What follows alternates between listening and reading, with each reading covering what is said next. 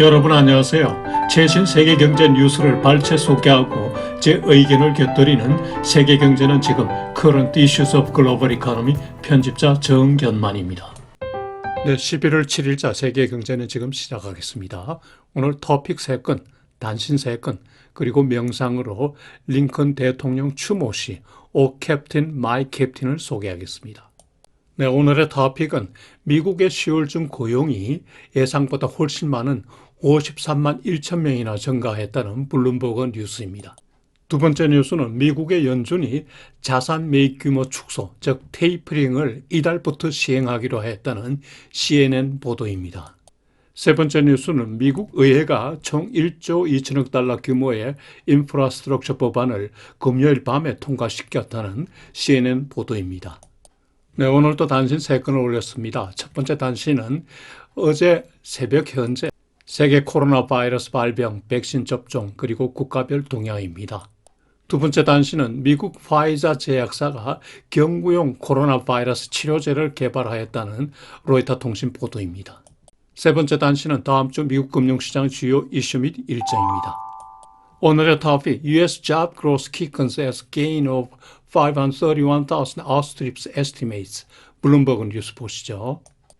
미국의 10월중 고용이 예상보다 훨씬 많은 53만 1천 명이나 증가한 것으로 나타났습니다. 특히 종래 여가 및 접대 업종에서 고용이 많이 늘던 것이 이제 제조업 등 여타 업종으로 확산되고 있다는 점입니다. 고용 증가 요인은 두말할 것 없이 바이러스 확산이 일부 둔화되고 있고 경기 개선세가 진행되고 있기 때문입니다. 업종별 고용 동향을 보면은 여가 및 접대업이 여전히 제일 많은 16만 4천 명이지만은 여타 업종에서의 고용이 많이 늘어나고 있습니다. 전문직 서비스, 운수 및 창고업에서 많이 늘고 특히 제조업은 6만 명이 늘어났는데 이는 작년 6월 이래 최대 규모입니다. 특히 제조업 및 운수업종 고용 증가는 현재 문제가 되고 있는 스플라이 체인 개선에도 도움이 되기 때문에 아주 좋은 현상이죠. 한편 덜 생산적인 정부 부문 및 교육 부문은 고용이 감소하였습니다. 실업률은 4.6%로 팬데믹 이래 최저 수준을 유지하고 있고요. 예상보다도 더 하락한 것입니다. 현재 노동 참가율이 낮은 데 따라서 실업률이 하락한 것은 다소 문제라고 할 수 있겠네요. 시간당 평균 임금도 전년 동기 대비 4.9%나 상승하였습니다. 2월 이래 최대이고요. 임금 상승은 물가 상승에 대한 보상일 뿐만 아니라 현재 일손이 부족하기 때문에 이러한 상승세가 이어갈 것으로 보는군요. 임금 상승 등 고용지표의 호조는 기업 마진의 축소를 가져오고 또 기업들이 작업 시간을 단축하는 그런 나쁜 효과도 있죠. 더욱이 웨이지 인플레이션도 유발할 수 있습니다. 한편 소비 증가로 이어질 수 있기 때문에 GDP 개선에 도움이 되겠죠. 이런 고용 지표의 호조는 연준의 테이퍼링 결정을 뒷받침하는 이론적 근거가 될 수 있고 그리고 조 바이든 대통령의 지지율이 반등하는 기반이 되겠죠. 그래서 드디어 인프라 법안 통과에 도움이 되었습니다. 주가는 상승하였고 채권 수익률은 소폭 하락하였습니다. 네, 두 번째 뉴스, Fed begins stepping on brakes. CNN 뉴스 보시죠. 네, 미국 연준이 드디어 자산 매입 규모 축소 테이퍼링을 이달부터 시행하기로 결정하였습니다. 현재 매월 1,200억 달러 규모의 국채 그리고 모기지-백드 시큐리티를 매입하고 있는 것을 이달부터는 150억 달러씩 규모를 축소한다는 것입니다. 즉 이달에는 국채 700억 달러 그리고 모기지-백드 시큐리티 350억 달러를 총 1,050억 달러어치를 매입한다는 것입니다. 이번 조치는 시장 예상에 부합하는 것으로서 시장에서 테이퍼링 텐트럼, 즉 테이퍼링 발작을 없애는 데 효과가 있었죠. 지금 파월 연준 의장은 금리 인상은 아직 고려하지 않고 있다. 그리고 금리 인상 시기는 향후 경제 상황에 달려있다. 이렇게 얘기하였습니다. 파월 연준 의장은 현재 높은 물가 상승을 인식하고는 있다. 그러나 현재 진행되고 있는 세계적 공급망 문제가 정점을 지나고 있기 때문에 빠른 물가 상승세는 그리 오래가지 않을 것이라고 얘기했습니다. 고용과 관련해서는 현재 노동시장이 타이트한 상태이지만은 아직 팬데믹 이전 수준의 취업 상태는 아니라고 얘기하였습니다. 한편 파월 연준 의장의 임기는 내년 초에 도래합니다. 의회내 일부 재임 반대 의견이 있기 때문에 바이든 대통령이 재임할지는 두고 봐야겠죠. 전임 연준 의장이자 현 재무장관인 제넷 옐린이 그의 재임을 희망하는 듯한 발언을 하였기 때문에 도움이 되겠죠. 네, 세 번째 뉴스. Congress passes $1.2 trillion bipartisan infrastructure bill, delivering major win for Biden. CNN 뉴스 보시죠. 미국 의회가 총 1조 2천억 달러 규모의 인프라스트럭처 법안을 금요일 밤에 통과시켰습니다. 이 법안은 상원을 8월에 통과한 후에 석 달 만에 겨우 하원을 통과한 건데요. 찬성 228표에 반대가 206표입니다. 이 중에 공화당 의원 13명이 찬성표를 던지고 민주당은 6명이 반대표를 던졌습니다. 각 당의 기본 방침에 반대하는 표죠. 여하튼 국회를 통과한 이 법안은 앞으로 대통령 서명으로 법률화가 됩니다. 이 법안 처리가 늦어진 이유는 우선 공화당이 대다수가 반대하고 있고 여기에다가 민주당 내 급진파들이 이 인프라스트럭처 법안과 사회보장 법안의 동시 처리를 요구했기 때문입니다. 민주당 급진파가 인프라 법안과 동시 처리를 주장했던 사회보장 법안은 구체적으로는 Build Back Better Act입니다. 법안 내용은 기후변화 대응, 가계 지원, 그리고 메드케어 확장 등을 내용으로 하는데 총 1조 9천억 불이 소요됩니다. 규모가 어마어마하죠.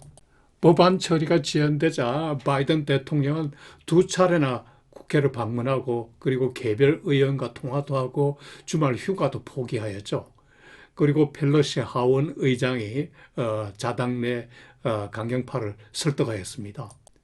사회보장 법안 처리와 관련해서 국회 예산처에 소예산 추정이 필요하고 추수감사절 전에 동법안을 처리하는 것으로 해서 설득하였죠. 이에 민주당 급진파가 그 설득을 받아들인 거죠.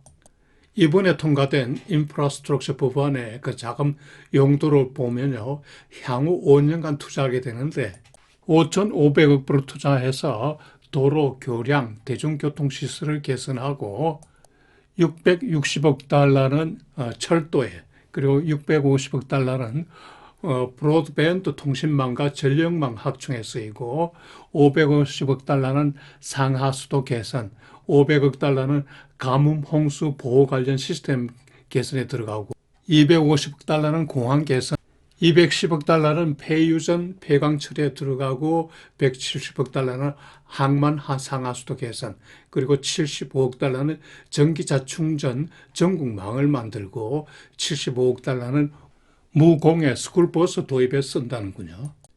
이번 법안 통과로서 바이든 대통령의 핵심 공약 사항을 이행한 거죠. 어깨가 쓱 올라가겠습니다. 그러나 재정은 향후 10년간 2,560억 달러 적자 확대 요인이 되죠. 그리고 통화면에서 재정 부문을 통한 통화 정발 요인이 됩니다. 미국이 이렇게 통화를 많이 푸는데도 미국 경제에 나쁜 영향을 덜 미치는 것은 달러화가 기축 통화이기 때문이라는 생각이 드는군요. 부럽죠? 네, 오늘 첫 번째 단신, 한국 시간으로 어제 새벽 현재 세계 코로나 발병 및 사망자 관련 통계입니다. 세계 확진자 수는 2억 4,846만 7천 명으로 전주 대비 1.2% 증가했습니다. 사망자 수는 502만 7,183명으로 전주 대비 0.9% 증가했습니다. 백신 접종자 수는 70억 2,737만 7천 명으로 전주 대비 2.7% 증가했습니다. 확진자 증가세는 1.2%로 현상을 유지하였고 사망자 증가세는 소폭 둔화되었습니다. 백신 접종자 수는 2.7%나 증가했고요. 여기서 참고로 한국, 중국, 일본의 경우를 비교해 보겠습니다. 한국의 누계 확진자는 37만 5천 명으로 일본보다는 훨씬 적지만은 중국보다는 3배 정도 많습니다. 사망자 수는 일본이 18,300명 정도, 중국이 약 6천 명 정도, 한국이 2,940명 정도로 한국이 제일 적습니다. 확진자 대비 사망자 비율은 중국이 4.5%로 아주 높은 데 비해서 일본은 1%, 한국은 0.7%에 불과합니다. 한국의 기존 의료시설이 세계 최고급이라는 얘기죠. K-방역을 자랑할 게 아니라 K-의료시설을 자랑해야 된다는 얘기죠. 특히 주목할 것은 24시간 내 신규 확진자 수인데요. 한국이 2,344명, 인대 비해 중국은 87명에 불과하고 일본도 204명에 불과합니다. 일본의 경우 한때 10,000명이 넘었었는데 이게 204명으로 뚝 떨어지고 중국은 87명에 불과하다는 게 신기했습니다. K-방역을 다시 한번 점검할 때입니다. 오늘 두 번째 단신, 파이자 제약사가 경구용 코로나 바이러스 약을 개발하였다고 금요일 날 발표했습니다. 중증 환자로 가는 것을 89%나 차단할 정도로 효능이 높아서 시험 단계도 중단했다고 하네요. 의학계에서는 놀라운 약효다, 게임 체인저라고 평가하네요. 화이자선은 11월 25일 전에 미국 FDA에 중간 자료를 제출하고 임시 사용 승인 신청할 예정이라고 하는군요.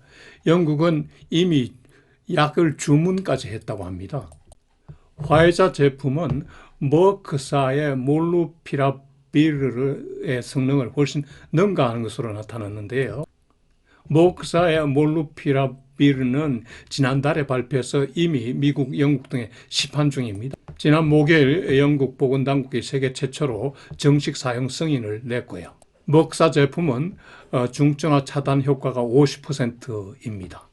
파이자사는 올해 18만 팩 그리고 내년에는 5천만 회분을 생산할 계획이고요. 브랜드명은 팩살로비드라고 하네요. 하루에 2번 먹고 3알씩 복용한다고 합니다. 감염 3 내지 5일 이내 치료가 효과적이라 하고요. 이 팩살로비드는 단백질 분해 효소 억제제라고 합니다. 코로나 바이러스 정식에 필요한 효소 엔자임을 차단하는 효과가 있다고 하네요. 그런데 이런 치료제가 나오더라도 백신 접종은 여전히 필요한데요. 왜냐하면 치료제는 감염을 막지는 못하죠.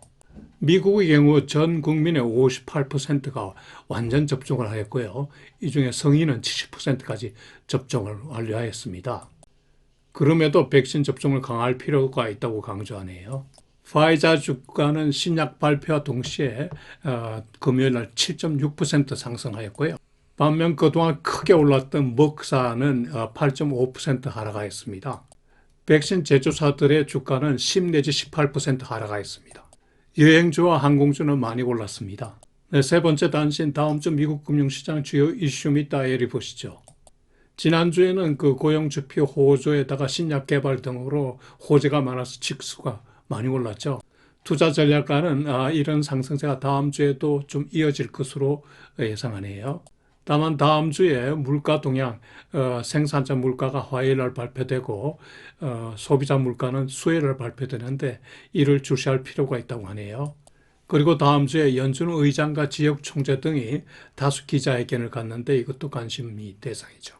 미국 주가, 유럽 주가, 그리고 세계 주가가 대체로 많이 오르는데 한국 주가가 많이 빠져서 좀 심상하네요. 네, 요일별 일정은 표를 참고해 주시기 바랍니다. 네, 여러분 다음 한 주도 즐겁고 보람차게 지내시기 바랍니다. 안녕히 계십시오.